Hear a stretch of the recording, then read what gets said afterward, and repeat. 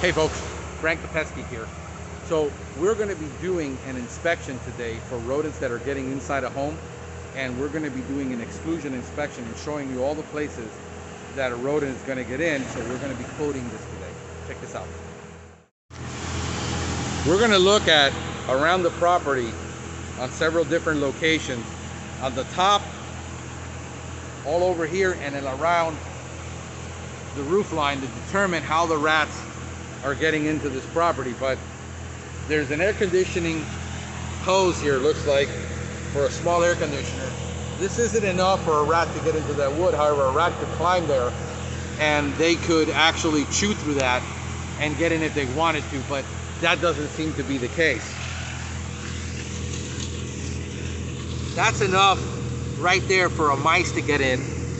And if this was textured and they could, here's the opening of the exhaust vent, and you can see it's really old, and they could actually get in there. That's big enough. It's clogged, it's old.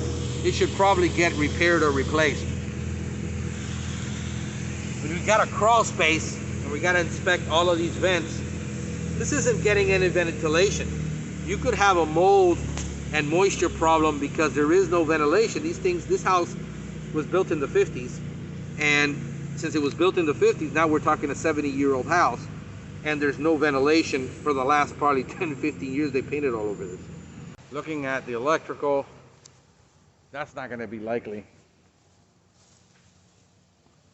Okay, so now here's the problem. There it is right there. That's how your rodents are getting in. 99 out of 100, that's going to be your problem. They've had a rodent problem before because they got stations. Now, the problem you have here is you have a station that's not approved for exterior. It needs to have a weight on it at the bottom.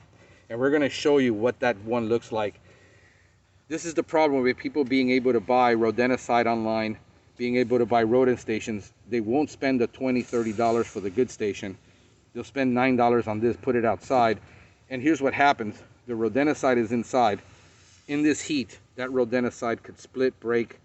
The rodents could tear it apart, and then a child comes and does this and shakes the rodent out, or the pet plays with the box, is able to lift it and shake out the rodenticide, and then this is how we end up with rodenticide poisoning.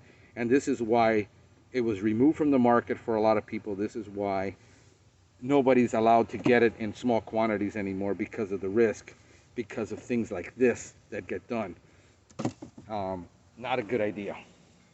See, there's one upside down. This is exactly what I'm talking about. We're gonna have to get up there, but that's possibly a good entry point if it's exposed. We would have to get up there and take a look with the ladder. That's enough for mice and roaches to get in through there. The famous places are in those corners. Contractors leave that open every single time. Rat's gonna climb on the roof, get underneath there. See it right there?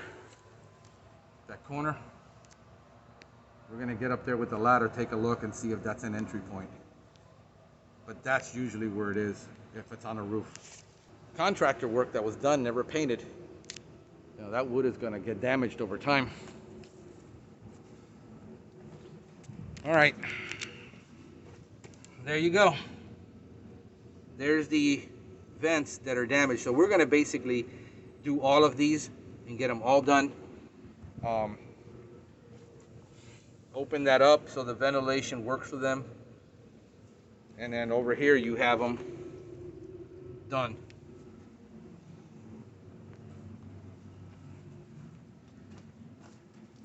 Look how this was originally above ground. The root system, has to be excavated now. Let me shorten this up. Originally, this was above ground. Over years of landscaping, it's covered it up. You got roots going inside now.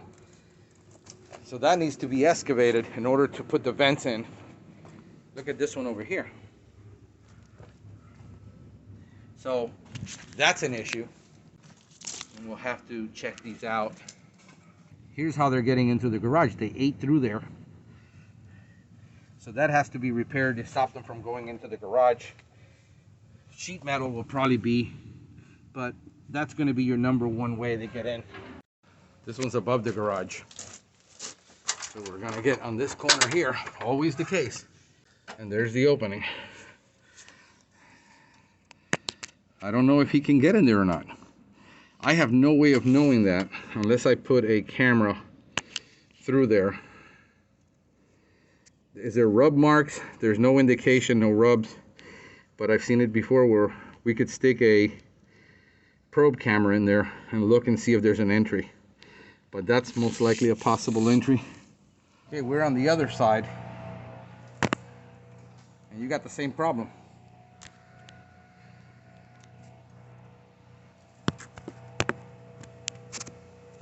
Rat gets onto the roof. He's gonna find his way underneath here. Okay, remember I told you these corners. If you look, this is the roof of the house. There's the pitch. There's the roof over the garage or the other area. And then look in there. There's how they're getting in. Why? The contractor is never going to seal this because the contractor says water is never going to get under here. The water's going to fall down and fall this way. Water's never going to travel up there. However, bats, rats can easily get in there, and this is how. So there's a lot of metal work. I got a little lizard there, my friend, that has to be done here in this corner to seal this off. There's the flag. Hey guy, you scared me. Wasn't expecting you to get out like that. But there you go. That's the metal work right there from the ceiling. And there, that has to be now. Somehow we have to encase this with metal to stop rats from. Here's the palm tree. Here's the shrubs right up against the house.